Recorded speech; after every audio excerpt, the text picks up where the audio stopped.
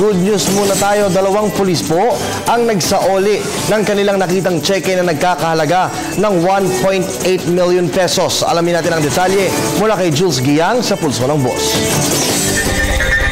Isyu ng lipunan na alamin mula mismo sa tinig ng sambayanan. Pulso ng Boss ngayon ating pakikinggan.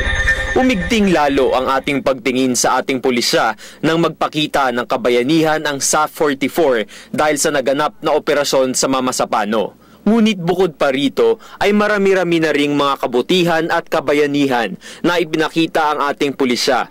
Hindi lang natin ito napapansin. Tulad na lamang ng 2 pulis na nagbalik ng tseke na kanilang natagpuan sa lansangan at ito ay nagkakahalagang 1.8 million pesos. Pagbalik namin doon sa area mismo sa corner ng Roses, corner Scout Santiago, doon ko napansin yung envelope na nasa highway.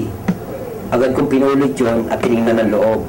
Doon ko nakita maraming resibo, mga business permit, at nakalagay, indicate yung 3 magkakaibang cheque na nagkakahalaga ng halos 2 milyon o 1.8. Lubha naman itong ikinatuwa ng nakawala ng tseke.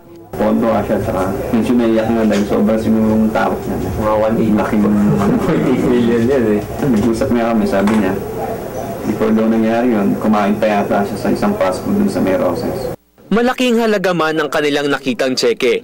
Hindi pa rin ito tumukso sa kanila upang suwayin ang katapatan na kanilang panata bilang pulis. Kaya naman payo nila sa lahat ng kanilang kapwa-pulis at sa lahat ng mga Pilipino. Siyempre, unang-una po, lagi tayong humingi ng guidance sa Diyos. Lalo po yung mga critical decision sa buhay natin. At siyempre, unang-una dumating man yung pangailangan, isipin mo natin na kailangan makontento tayo. Kahit sa sahod o ano man yung meron tayo para hindi pa nadadebate yung isip natin para gumawa ng masamang bagay. Lalo po sa trabaho natin. Para sa akin, ang hindi iyo, sa uli mo, hanapin mo. Ganun lang naman ng simpleng pananaw ko sa buhay.